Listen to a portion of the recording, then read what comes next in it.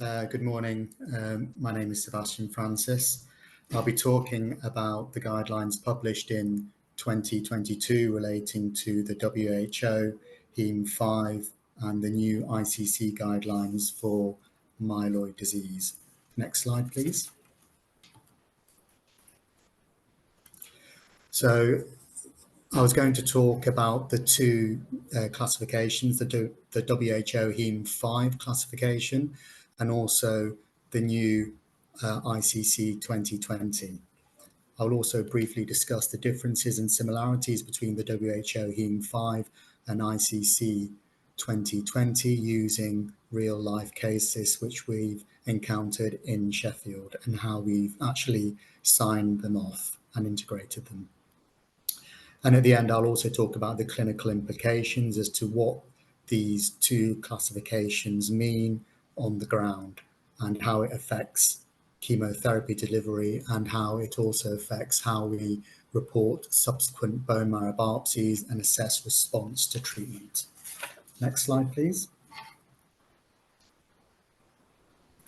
So the WHO classification came about to basically standardize the diagnosis. So whether you were in the UK, America, or Australia, we would all be talking about the same disease. So the WHO is based on medical literature. It's also based on a multidisciplinary team input from radiologists, from histopathologists, from hematologists, and now geneticists. And it aims to standardize the diagnosis of an underlying hematological disorder, and it should be easily accessible and trial results can be applied. The diagnosis should also be applicable internationally, and research studies are comparable when using the same diagnostic criteria. Next slide. So the last WHO classification was in 2016, so more than 5 years ago. And to produce the WHO 2022 classification, an independent editorial board was arranged, and this was nominated by major societies of pathology around the world, and it was a multidisciplinary approach.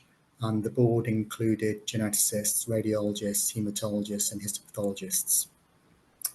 The authors were selected by informed bibliometrics, and this is essentially authors who had published a substantial amount of work in the last 5 years and were informed where they practice. Previous editions were produced by an ad hoc clinical advisory committee. And the WHO 2022 set out to improve certain quality-related issues. They wanted to improve the quality of figures, standardized international units, and avoid misleading terminology, and improved epidemiology. Next slide. So this led to the publication last year. This led to the publication of the WHO myeloid and lymphoid papers, and this allowed hematologists to diagnose hematological myeloid and lymphoid disorders. Next slide.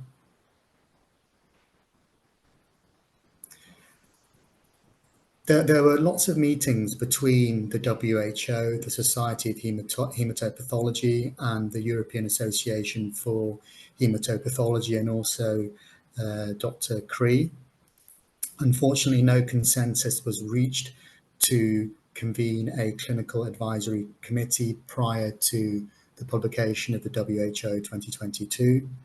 Therefore, the ICC produced an extension of the clinical advisory committee, which included pathologists, hematologists, geneticists, radiologists, and bioinformatic experts.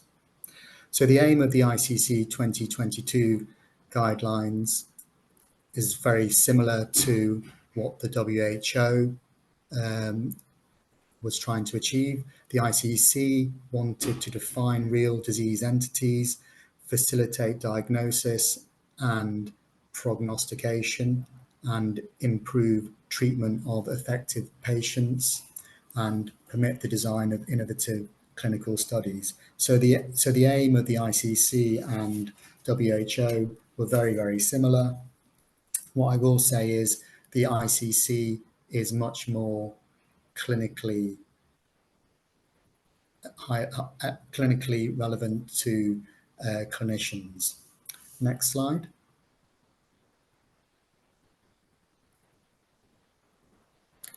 So the ICC produced a similar document to the WHO, outlining the diagnostic criteria for myeloid and lymphoid and myeloma.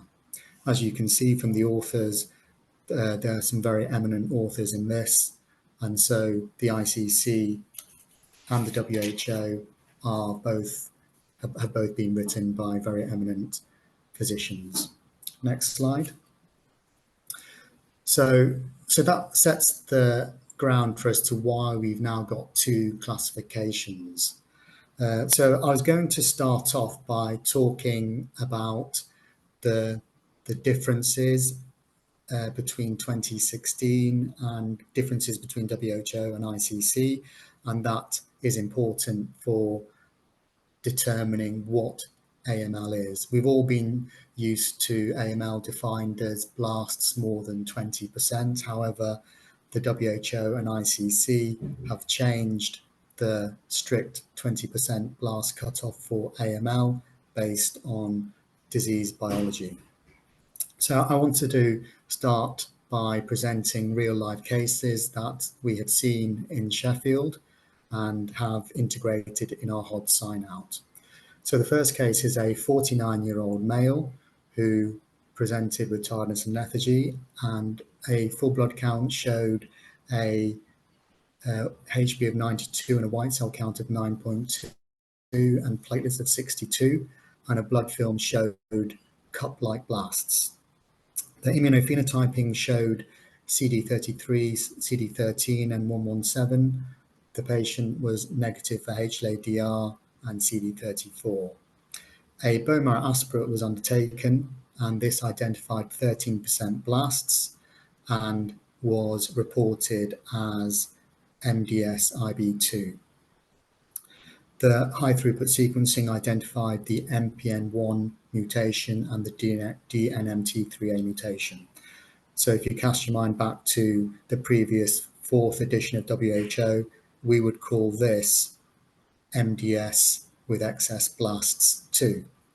However, with the new integration, this was reported as AML with MPN1 mutation as per WHO HEM5, and AML with mutated MPN1 with more than 10% blasts as per ICC 2022. Next slide. So why have the definitions of MPN1 mutated AML changed? So the ICC recommends a diagnosis of MPN1 AML if there's more than 10% blasts, while the WHO does not specify a blast percentage when diagnosing MPN1 mutated AML. So large studies have shown that when they compared people with MPN1 myeloid neoplasm, i.e. patients with less than 20% blasts, they behaved like AML. So biologically, regardless of your blast count with MPN1, you did badly if you were not treated with intensive chemotherapy in the form of DA Mylotarg. Previously, these patients would have been treated with azacitidine. So MPN1 mutated AMLs who have blast counts of less than 20 are generally associated with a younger age, normal karyotype, and they tend to have mutations in DNMT3A and PTPN11. As stated before, NPN1 mutated AMLs with less than 20% blasts had a poorer overall survival, hence the new guidelines stating NPN1 mutated AML, as per WHO, regardless of blast count, would be defined as AML. Next slide. So this is the WHO AML classification. The 20% blast threshold has been removed, and AML is defined by genetic abnormalities. AML with CEBPA and AML with BCR-ABL1 still require a blast cutoff of 20% to call them AML. The definition of AML with CEBPA has changed to include biallelic CEBPA as well as single mutations located in the basic leucine zipper region. AML with MDS related, as per WHO, also requires a blast count of more than 20%. If you compare the new WHO 2022 with 2016, RUNX1 has been removed from the list. Next slide. So this is not in the initial paper published, but there is an online version which you have to pay a subscription for, and in this, and it will likely be in the WHO book. And in AML with other defined genetic alterations, on the online version, it has these very rare but well-established AMLs with certain specific translocations. The AML 816 has typically a myelomonocytic or monocytic component and behaves similar to pediatric AML. Next slide. The ICC classification also has a change in the blast count, but in the ICC, which is more applicable clinically, a blast threshold of more than 10% is used, and as you are likely aware, this closely aligns to ELN 2022 AML recommendations. Next slide. So this is the next case that I was going to discuss. So this is a case of AML with myelodysplasia related or AML with myelodysplasia cytogenetic abnormalities, and there is some discordance between the WHO and the ICC based on certain somatic mutations and cytogenetic abnormalities. So this is an 18-year-old lady who presented with tiredness and lethargy and had a HB of 49, a white cell count of 3.6, and platelets of 13. The aspirate identified 96% blasts, and the immunophenotype was HLA-DR, CD33, NPO positive, and CD34 negative. And the karyotype was trisomy 8, and high throughput sequencing identified ASXL1 mutation. So as per the new ICC and WHO, this was classified as acute myeloid leukemia with myeloid related in WHO HEM5, and that's based on the ASXL1 mutation. In the ICC, very similar, just change of wording. It's integrated as AML with myelodysplasia related gene mutations. The importance to notice in the differences between the ICC and the WHO are the ICC recognised an additional copy of chromosome 8 as a cytogenetic abnormality associated with AML with myelodysplasia cytogenetic abnormalities. However, the WHO does not recognise trisomy 8. And as stated before, RUNX1 somatic mutation in the ICC is considered a AML with MDS-related gene mutation. Next slide.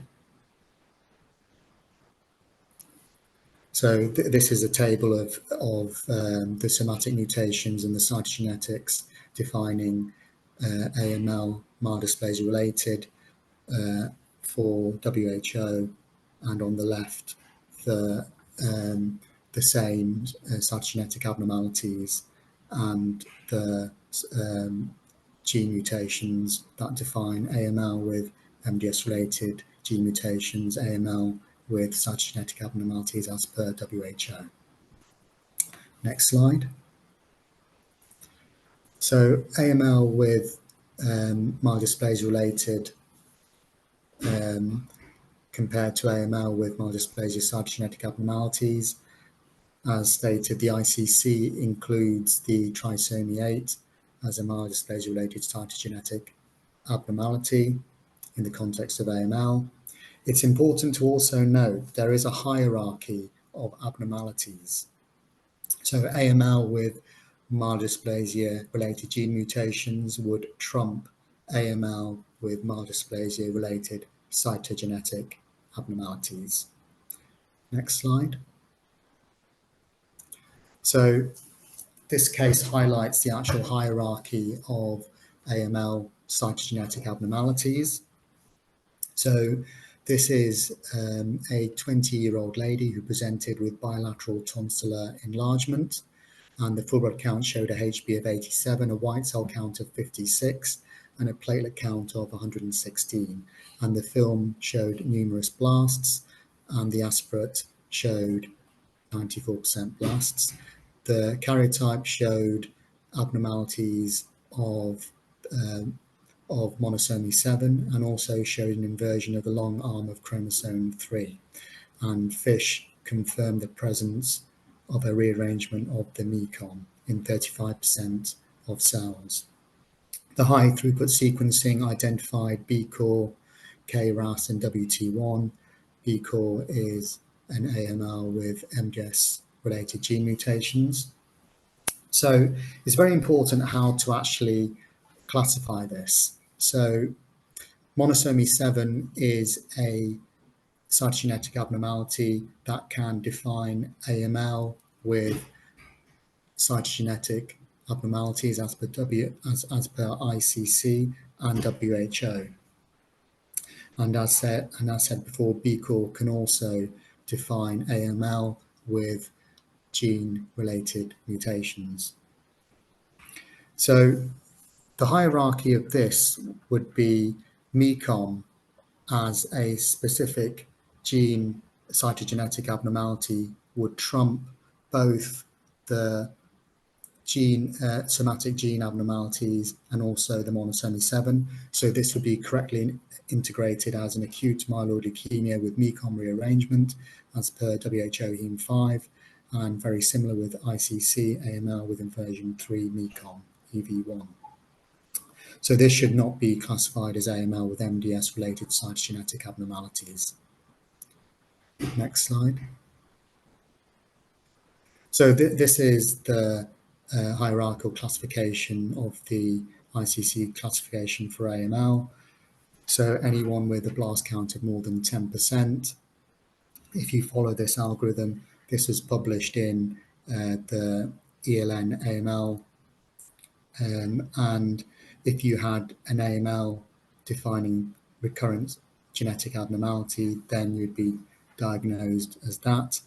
If there's no AML defining recurrent genetic abnormalities, then the next step would be to see whether there was a mutated TP53, and it's important to determine whether the VAF is more than 10%. If there are more than 20% blasts, then this would be diagnosed in ICC as AML with mutated TP53.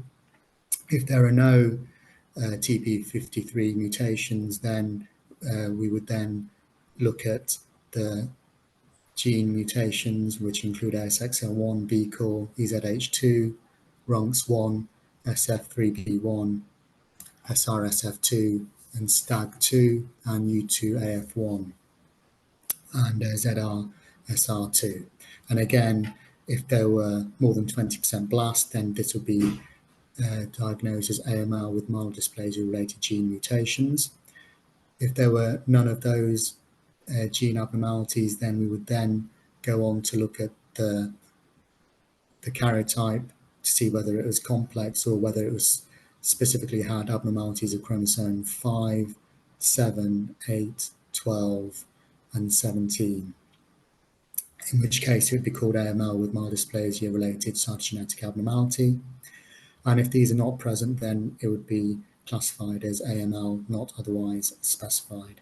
That's actually a very rare entity now. The ICC also uses diagnostic qualifiers, which include therapy-related prior MDS or MDS/MPN or germline predisposition. Next slide. So this is a similar diagnostic flowchart for AML as per WHO.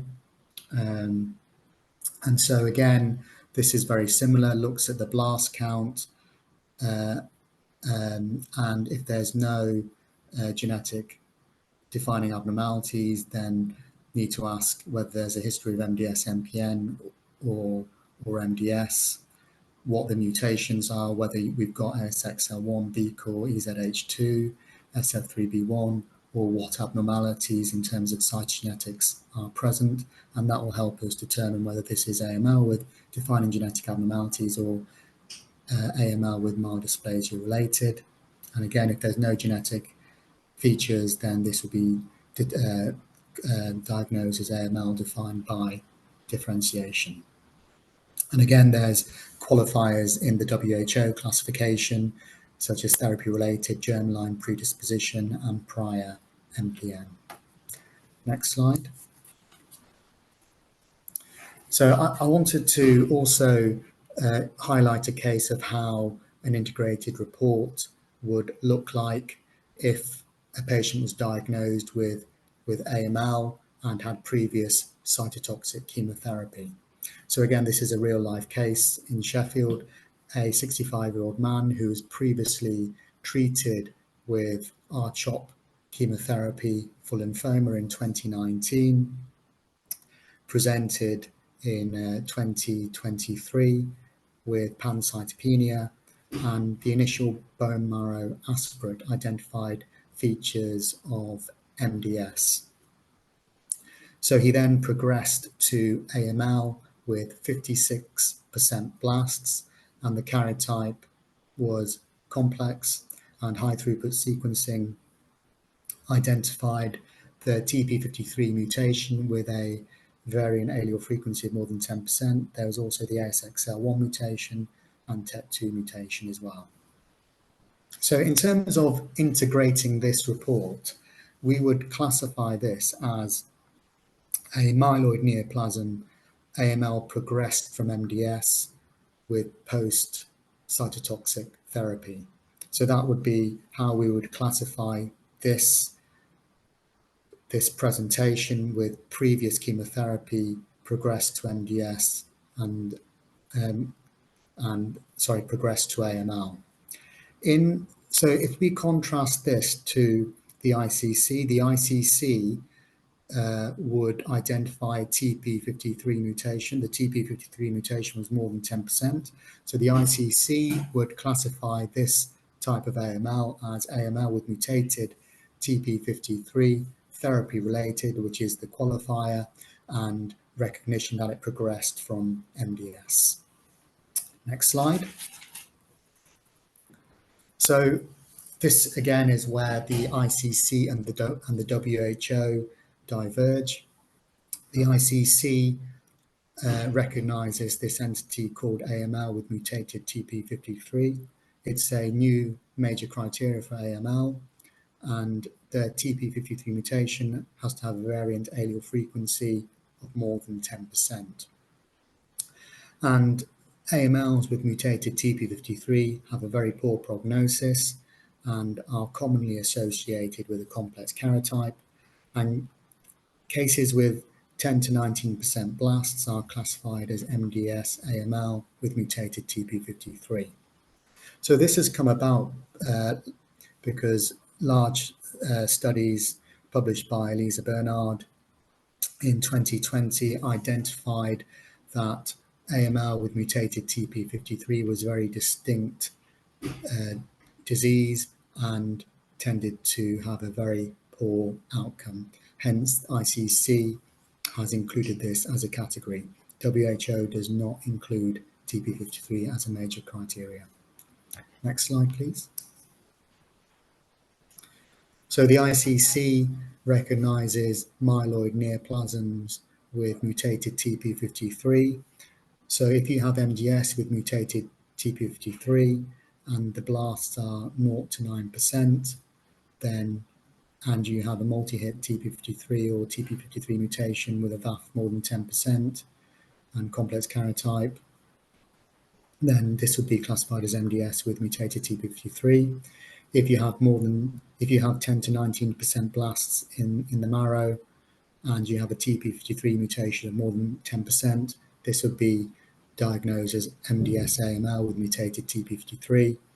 And if you have more than 20% blasts in the bone marrow and a TP53 mutation with a VAF of more than 10%, this would be AML with mutated TP53. Next slide. So the diagnostic qualifiers in WHO and ICC, it's important to highlight this as well. Therapy-related AML, therapy-related MDS has now gone. There's emphasis on the actual type of AML and then qualifying it by in ICC with therapy-related if you've had prior chemotherapy, radiotherapy or immune interventions, or if you progressed from MDS, or you progressed from MDS MPN, or you've got a germline predisposition. The ICC categorizes this type of disease as myeloid neoplasm post-cytotoxic therapy. Next slide. So just before I talk about this next slide, it's now unusual to have no defining cytogenetic or somatic abnormalities in AML. The WHO uses immunophenotyping and morphology to describe AML defined by differentiation. However, I can't remember the last time that I actually signed out a report as AML defined by differentiation. It's very, very unusual. I think with further iterations of WHO and ICC, the number of AML defined by differentiation will be minimal. The ICC uses the term AML not otherwise specified, NOS, if no defining AML abnormalities are present. And again, it is rare to have this entity. Next slide. So, as you are aware, the ICC classification and the ELN 2022 recommendations are closely aligned, and the authors in both papers are similar. So this has led a lot of clinicians to use ICC as they feel it's more clinically appropriate, and clinicians have concerns regarding diagnosing and treating a patient with less than 10% blasts with MPN1 and diagnosing that as AML. Next slide. So the new entity in ICC is this entity called MDS AML, and this is essentially a biological continuum between MDS and AML, and clinicians have recognized this, that high-risk MDS with 10 to 19% blasts has a similar outcome and natural history to AML. So previously this would have been identified as MDS-EB2, but it has been changed in the ICC as MDS-AML. The MDS-AML in ICC is defined as a cytopenic myeloid neoplasm with 10 to 19% blasts, and this group of patients should be eligible for both MDS and AML studies. And the ICC recommend this category for optimization of patient management, as they recognize that high-risk MDS has similar biological and clinical characteristics to AML. The challenge is when using this is how many cells to count in a myelogram. Do we count 500 cells? I think this is where morphology is important. The blast count is arbitrary, and by using the ICC MDS-AML, there is potential for overtreatment with intensive chemotherapy. Next slide. So the next topic I wanted to talk about was MDS. So MDS, as per the WHO, again, looks at defining genetic abnormalities and uses abnormalities such as MDS 5q deletion to define MDS with low blasts and isolated 5q deletion. SF3B1 also has now been defined with MDS with low blasts and SF3B1 mutation. However, it's important to ensure there's no monosomy 7 or complex karyotype with this, and the SF3B1 mutation is required. MDS with biallelic TP53 inactivation requires blasts less than 20%, and the cytogenetics are usually complex, and you need 2 or more TP53 mutations or 1 mutation with evidence of TP53 copy number loss. So in the WHO, MDS is morphologically defined, and this is very important to understand when we compare it to ICC. So the categories of MDS in WHO are MDS with low blasts, where you have dysplasia, but the blast count is less than 5%. And then there's this entity called MDS hyperplastic, which again, which is not found in ICC. And WHO uses MDS IB1, which used to be MDS EB1, and MDS IB2, which used to be MDS EB2, based on the blast count of 5 to 9% for MDS IB1 and 10 to 19% for MDS IB2. There's also a category of MDS with fibrosis, which is best identified on the trifine. Next slide.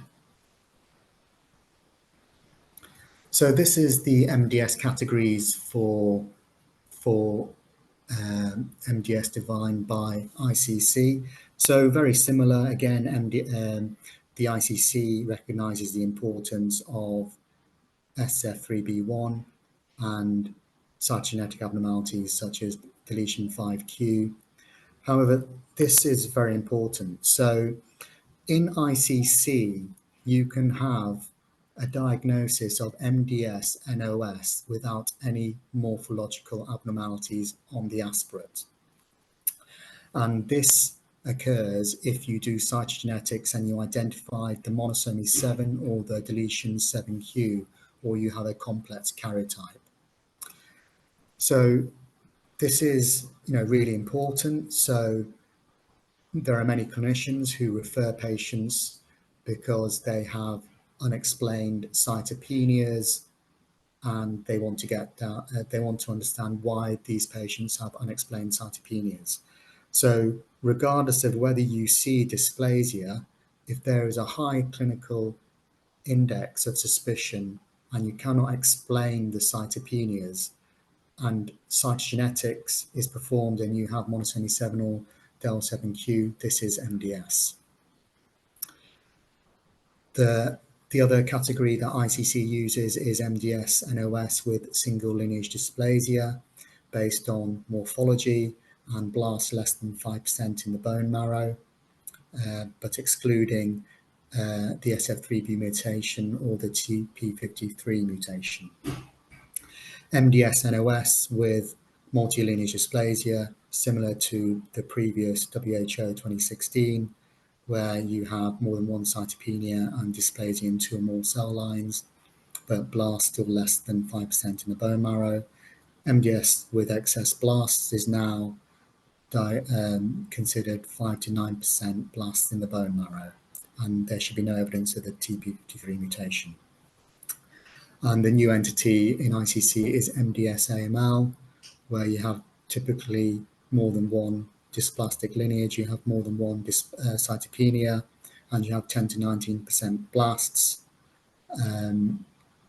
So again, you know, this has implications for clinical management. Next slide. So the differences between the WHO and ICC for MDS is mainly in wording, but there is a difference in interpretation of the TP53. The ICC is now looking at the biology and recognizes that MDS with TP53 is a very distinct entity and has a very poor prognosis and hence has its own category. MDS-AML classification as used by ICC in contrast to the WHO, which is using MDS-IB2. This new category of MDS-NOS without dysplasia, I suspect this will lead to increased karyotyping requests, and many labs, I suspect, will be inundated with requests from clinicians who are wanting to understand and investigate why a patient has persistent cytopenias. And so labs will be asked by clinicians to do karyotype, to look for complex karyotype, monosomy 7 and 7q. And again, as we know, karyotyping is a very laborious process and will take time and will likely put more pressure on resources in the lab. Next slide. So that's AML and MDS. I also wanted to highlight other differences that we have identified while signing out in Sheffield. So I wanted to highlight the differences between ICC and WHO in terms of CML, in terms of how CML is classified, whether it's chronic phase, accelerated phase, or blast phase. So this is another case from Sheffield, a 34-year-old lady presented with an elevated white cell count. The white cell count was 170, the eosinophil count was 6.2, and the basophil count was 2.2, and the blood film showed a leukocytic film, and the aspirate showed 12% blasts, and the BCR-ABL1 fish rearrangement was identified. And karyotype identified a Philadelphia chromosome and also chromosome 8. So this would be integrated in WHO HEM5 as CML in chronic phase.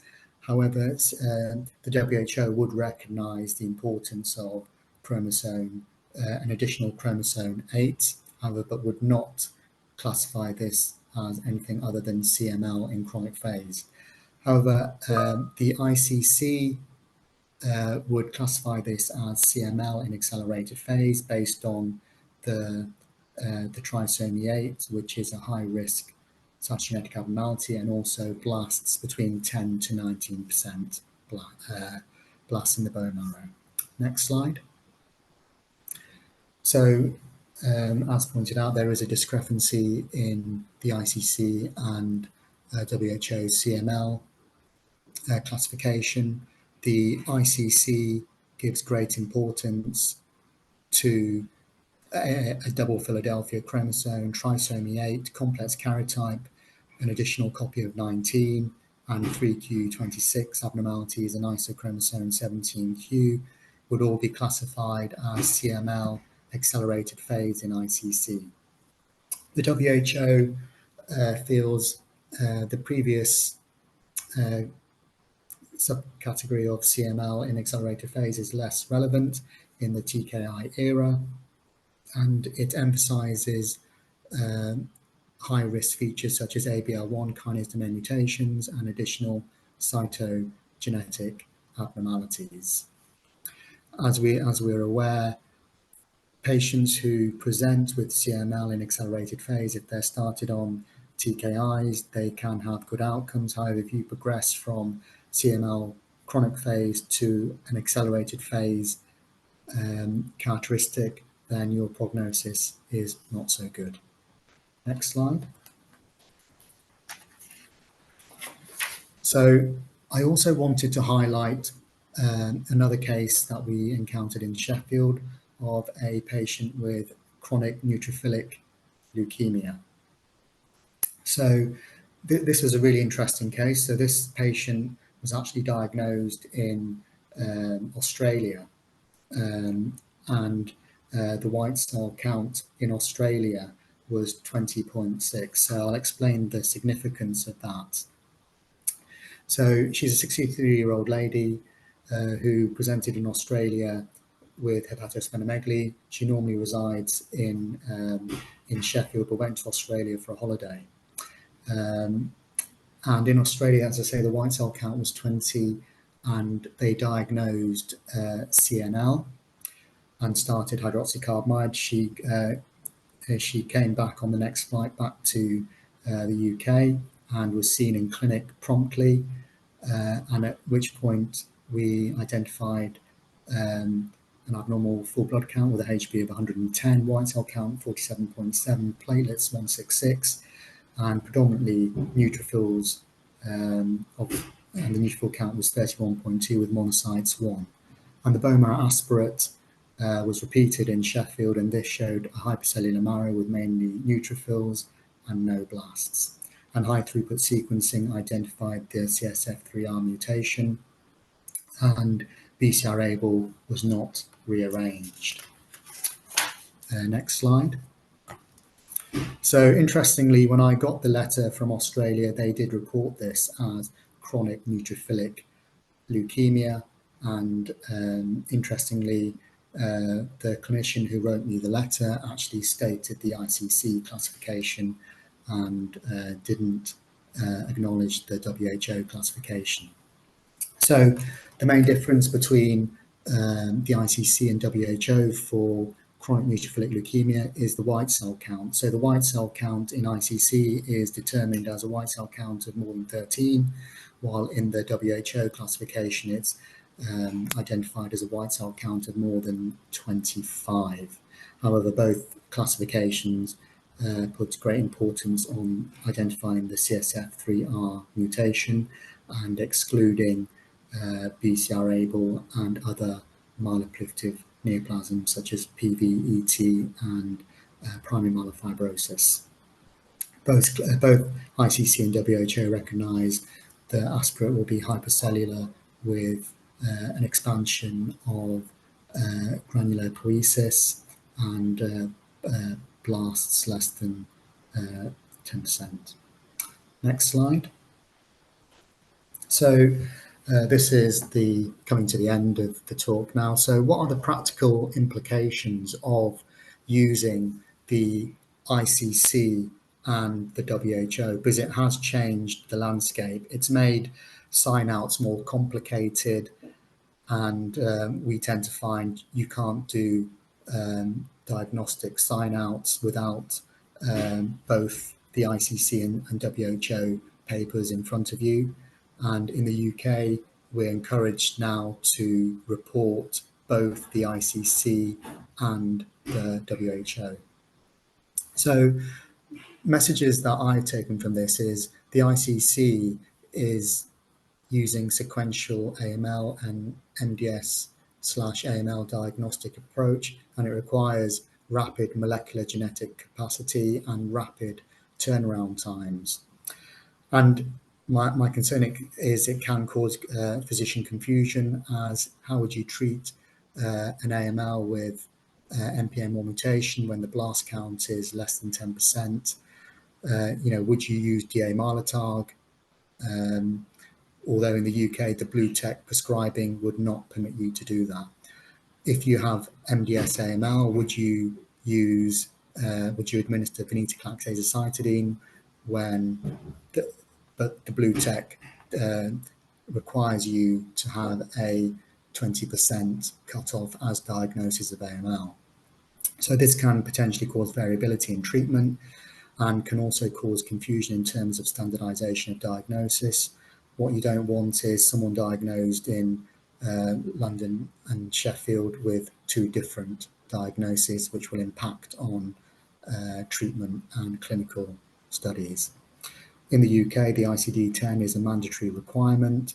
So again, this has implications, hence it's important to definitely use WHO while clinicians use ICC as it's very clinically relevant. And it also has implications as to what treatments can be administered. Can MDS AML be treated with venetoclax and azacitidine? Currently, the blue tech would state that you would need more than 20% blasts, and there are issues with reimbursement from the NHS. Next slide. So the other issue that I find with this new ICC WHO classification is, well, how do we assess response? How do you assess response in patients with AML with NPM1 and they've got less than 10% blasts or less than 20% blasts? Do you still report as CR, CRH, or CRI? Does that still apply? Is that still applicable when you start with blasts of less than 10%? Currently in Sheffield, we do report as per AML response criteria set out in ELN 2022. Also, AML and MDS response criteria, they do differ. And how would we assess response in patients with MDS AML? Would we use the IWG MDS or ELN 2022 to assess response? Next slide. Also, in terms of previously, we always described things as de novo AML or secondary AML.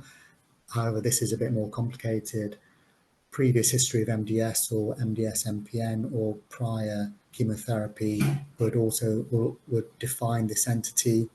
But do all AMLs with MDS related or single somatic mutations in the gene abnormalities such as ASXL1, BCOR, STAG2 all require allografts? So again, this opens up another can of worms.